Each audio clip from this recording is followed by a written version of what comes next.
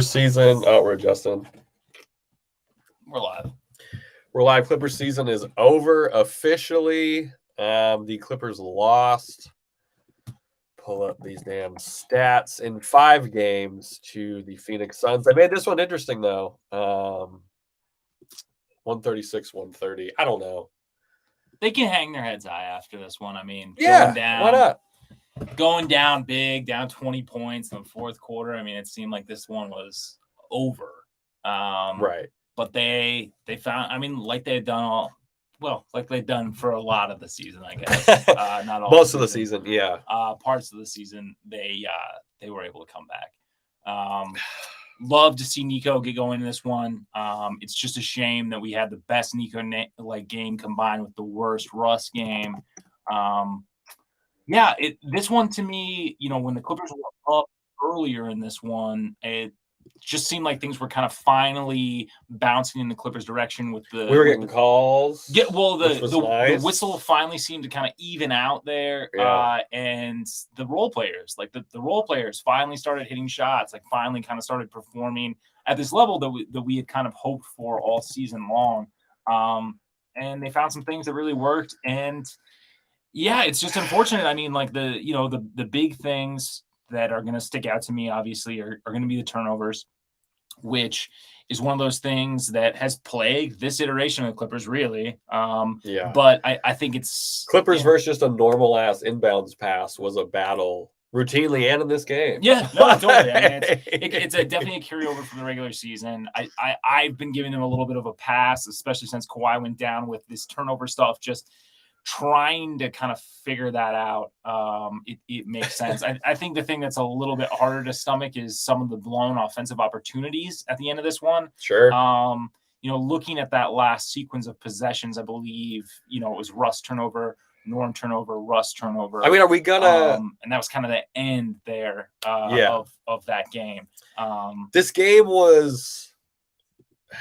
Somebody said Chuck's rocking the Lawler mustache. That's hilarious. I appreciate that. Hey man, appreciate you, Prince. I think that's Prince Yuki. Max, Humanzor's speechless. I don't know. I mean, speechless. What's tough is just how close this one was. I mean, I think, it almost hurts a little bit more, like just knowing how close they were. But it felt inevitable at the same time. They were within, they got this game within a single possession and just couldn't quite get there. And I mean, that was kind of the story of this series, right? Especially after Kawhi went down. I mean, there were so many games that were right there, but turnovers and just not enough offensive firepower out there, really. I can't even single out one person necessarily specifically. I mean, like in this game, you can't single out one person, maybe offensively. All right, let's do it. Yeah, let's do it. I'm not blaming the whole thing, but we have to look at Russ. Russ was 3 for 18. He was 1 for 6 from 3. He was only -1, which is great, but that's just brute. That's 3 for 18 is not going to get it done. Yeah. That's not an unfair thing to say about any guy who's going to take 18 shots. The effort was there. He got hosed on some calls for sure. He was 3 for 18. Also, Marcus Morris took 1 3. Yeah. Ty Lue specifically referenced how good Marcus Morris was at hitting 3-pointers. Yeah.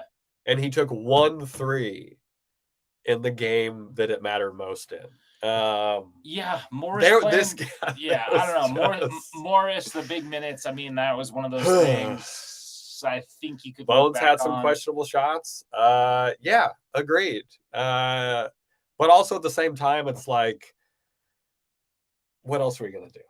Yeah. We talked about this during the game.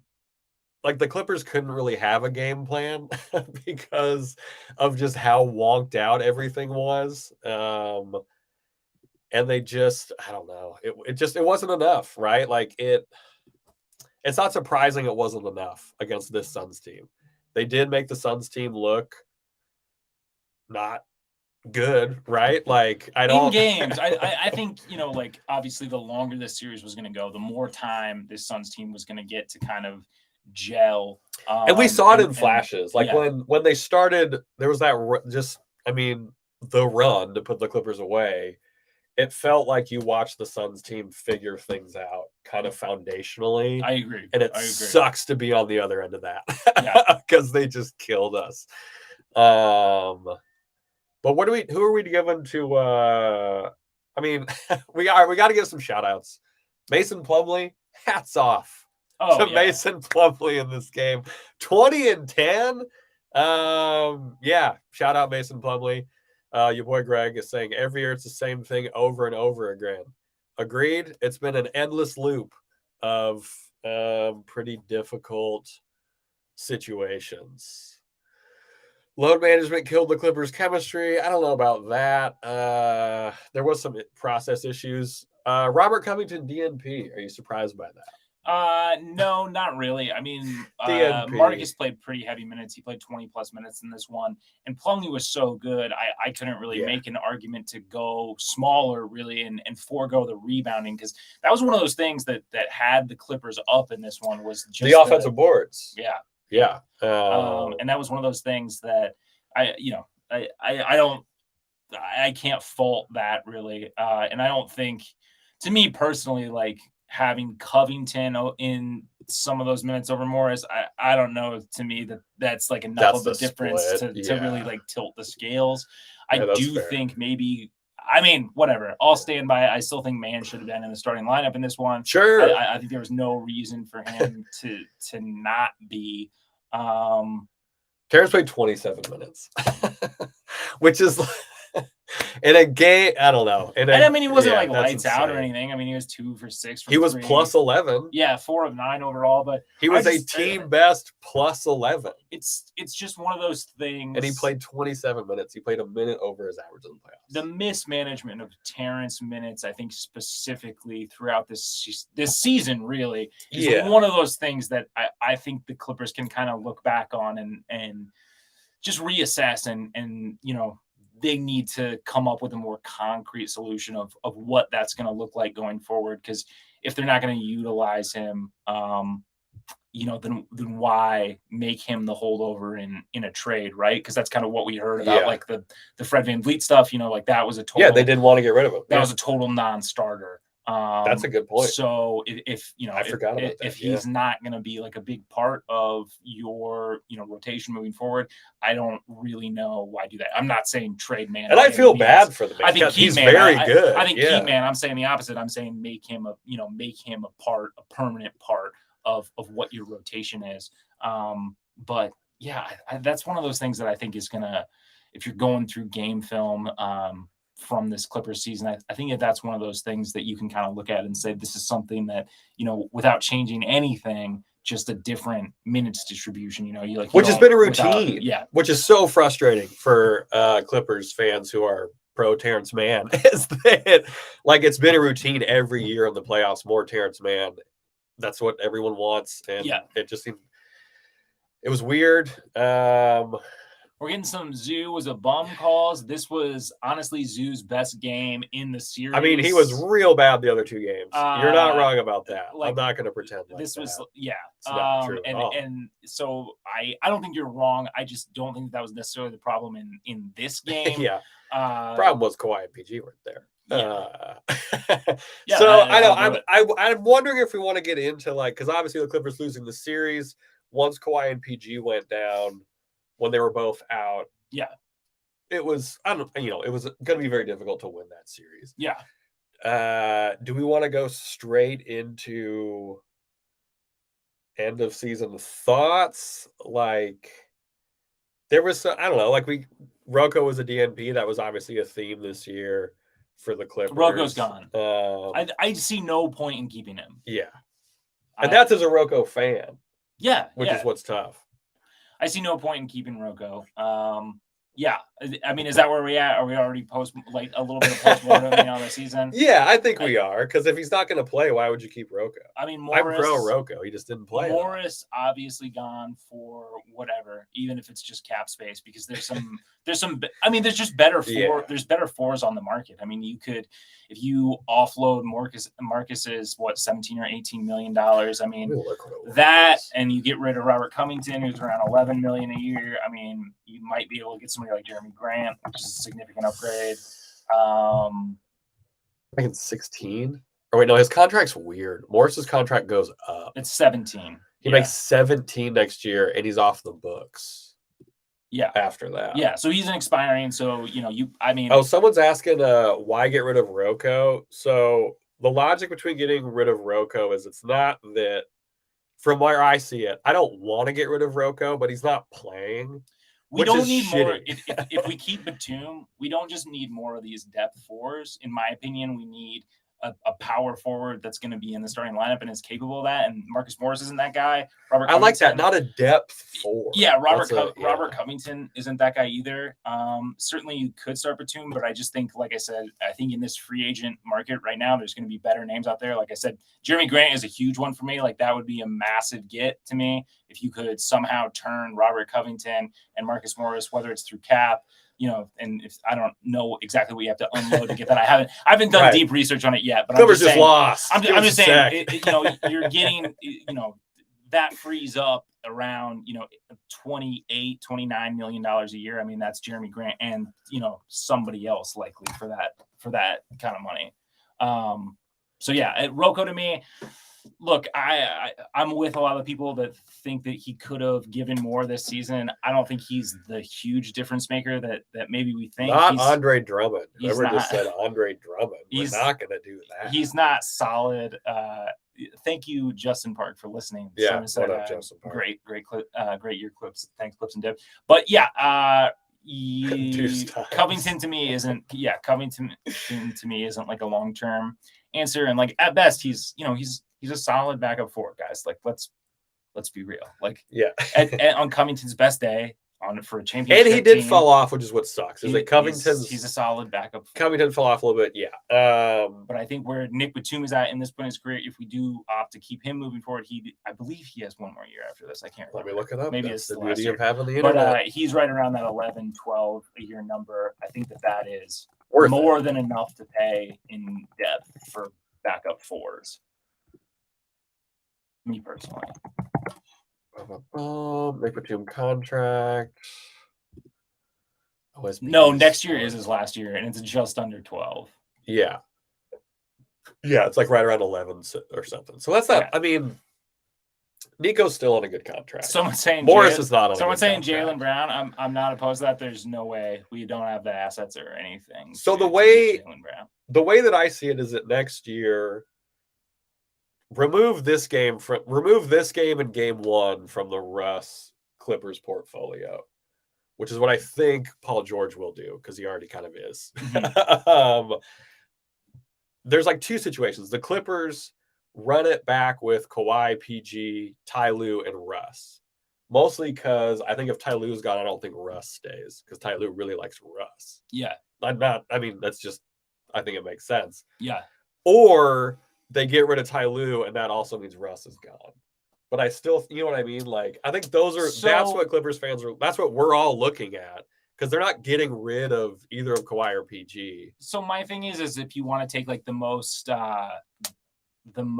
conservative approach to this team next season, right? Like would be running it back with Ty Lue and 2-1-3-0 or whatever. But I want to say with the caveat that like, all right, so let's say that you do end up you bring back Ty Lue, you bring back Russ, you bring back, PG and Kawhi, obviously, as this is the most conservative Kevin, approach. That's where I'm at. I don't know. You have to completely, I think you have to do some major things around the roster with that. Oh, everyone else. Like I would say everyone movable. Outside of Man and maybe Bones is movable. I think everyone's movable. But I would say if you're keeping with that won't happen. I would say if you're keeping with that formula, I mean, like you might as well go out like and try to go big game hunting on a trade. Well, their formula seems to be like we're not going to see a wing heavy Clippers team next year. If Ty Lue's the coach and we have Russell Westbrook, so Kawhi I think Leonard this team PG, we're still going to see. I think this team will always be a wing-heavy team if we continue to play a traditional four next to Kawhi and Paul George. So yeah, to me that's still three wings in the lineup with a traditional center. But we still saw. Think of how many 3-guard lineups we saw. You know what I mean? Like, I still think that we're going to be constructed. I don't know. I think the idea is going to be there. We're just not going to see it. I think Zoo. I still think a lineup though with like a wing at the 2, a power forward in Kawhi at the 3, and another power forward on the 4. That to me is still a wing heavy for a lineup. starting lineup for sure. But when Ty goes to the bench, it seems like he likes to do. We had to watch John Wall, Luke Kennard, Reggie Jackson. Yeah. So someone's asking if there's big moves coming in off season. Like there has to be. If you just join in, we kind of talked about the conservative approach. If they keep the 2-1-3 connection together with Russ and 2-1-3-0. What are we calling it?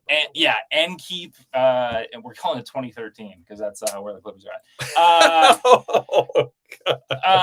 God damn it. Then everything around them has to change, I think. And then there's the approach. I think if you're a franchise, a lot of times it seems like the approach to the overhaul, while not doing a lot roster wise or spending a lot of money, is firing the head coach. I'm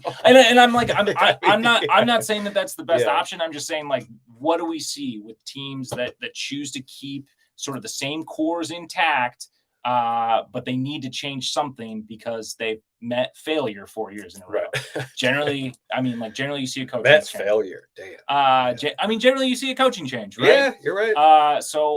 And this was not an easy year. Like, no. One of the funny things about this year for the Clippers with me is, like, people will be like, well, like that, like, Ty Lue and the front office were fighting, and you're like, yeah, they did that publicly. Yeah.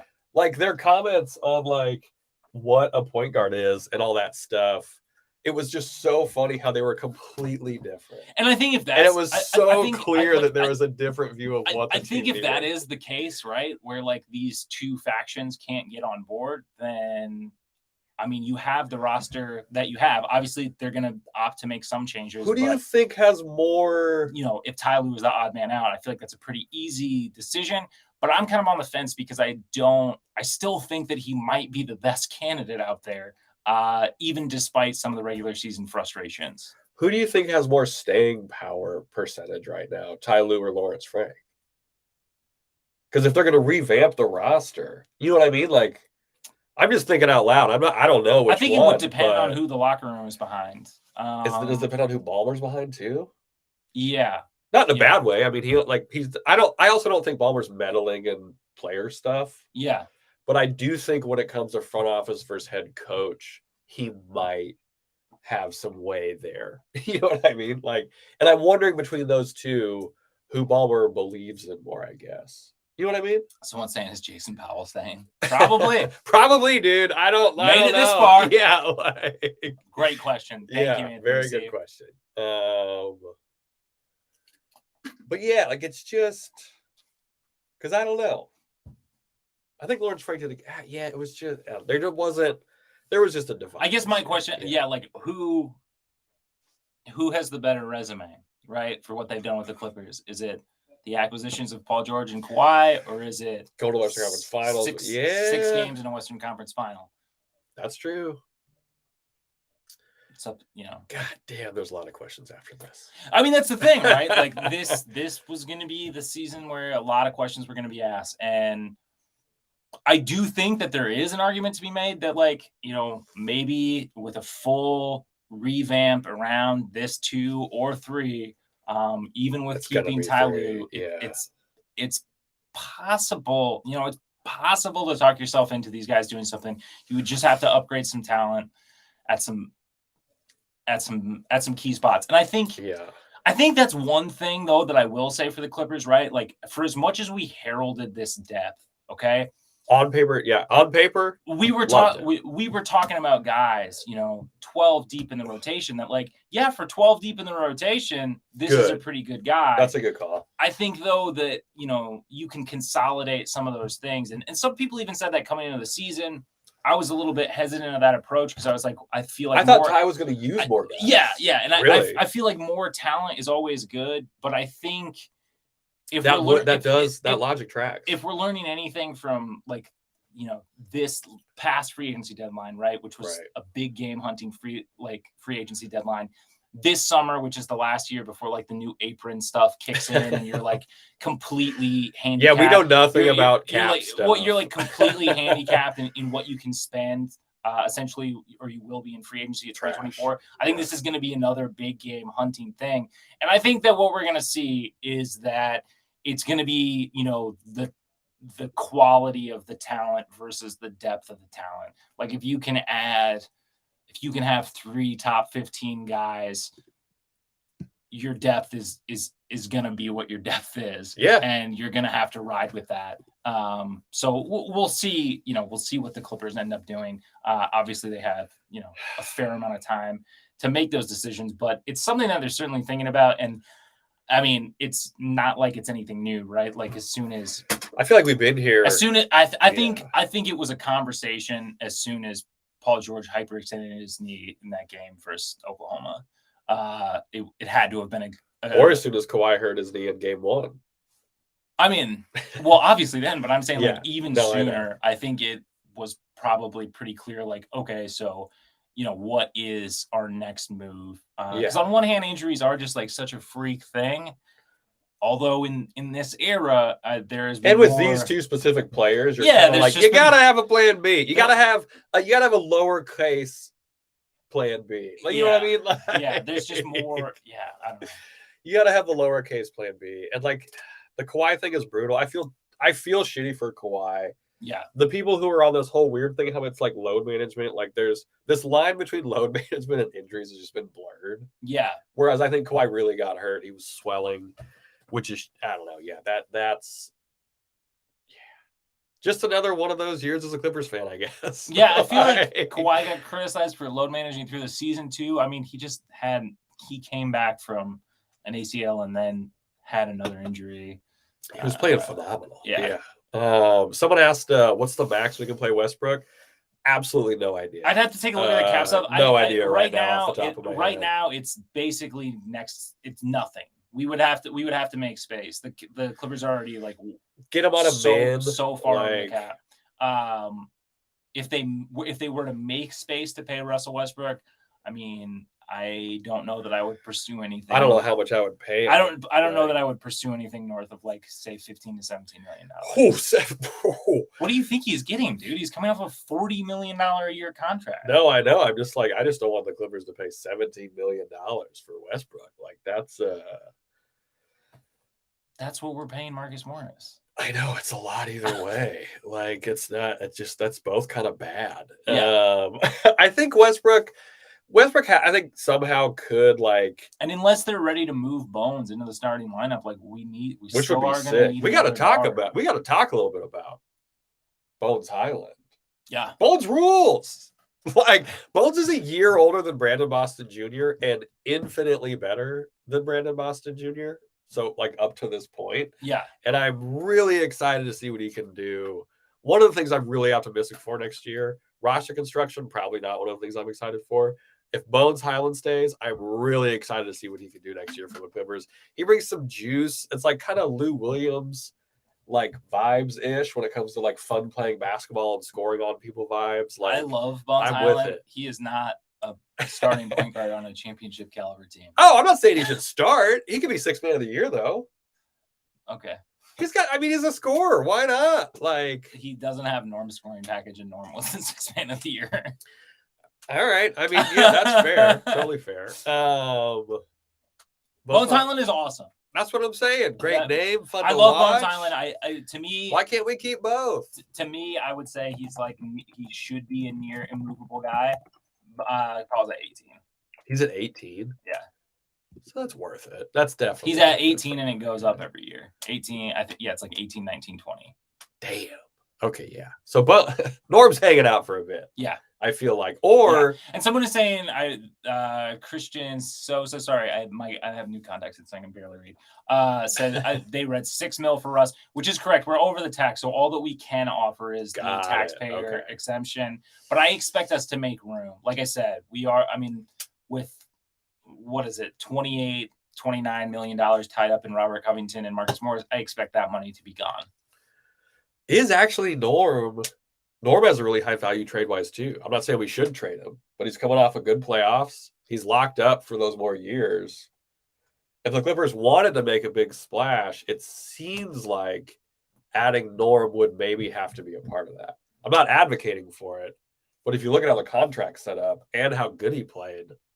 Yeah, I mean, the contracts are great. Like, you have a good player, market value contract in Norm. Knows what he has to do. Really good at his job. You can add a salary filler. Good locker room guy. Salary filler expiring in Marcus, and 2 first-round picks, and that gets you to like 30 some $million a year. I mean, that can get you a lot of places. It's just that Dame package. It's just, I mean, theoretically, I don't think that's enough. I think a Dame package that doesn't involve Paul George in a first, it likely involves every single one of Bones Highland, Terrence Mann. Probably, I don't know if they want Norm back. You know what I mean? I don't think they swap back like that.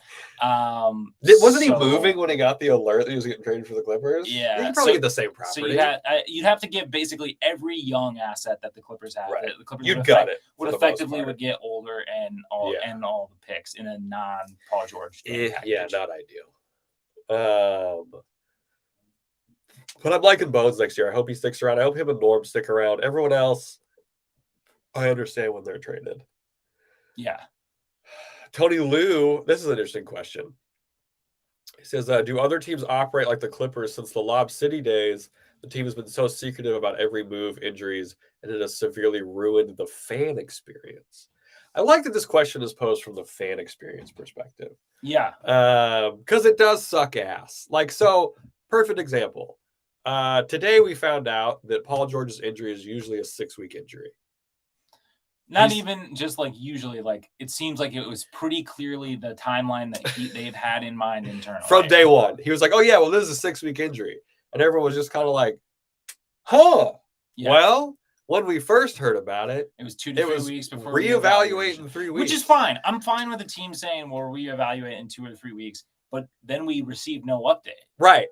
Then we got absolutely nothing. And I think the thing that takes it even further is that when I say your local reporters and people know that I'm not talking about me, but the people we're not reporters. The people who cover this team, they have trouble getting one-on-ones with anybody. It's everything is so clandestine. People get talked to if they're saying things that the organization doesn't like. It's just tough. It just seems and I don't have experience with a lot of other teams, but I will say that it does seem like some places are maybe a little bit more approachable.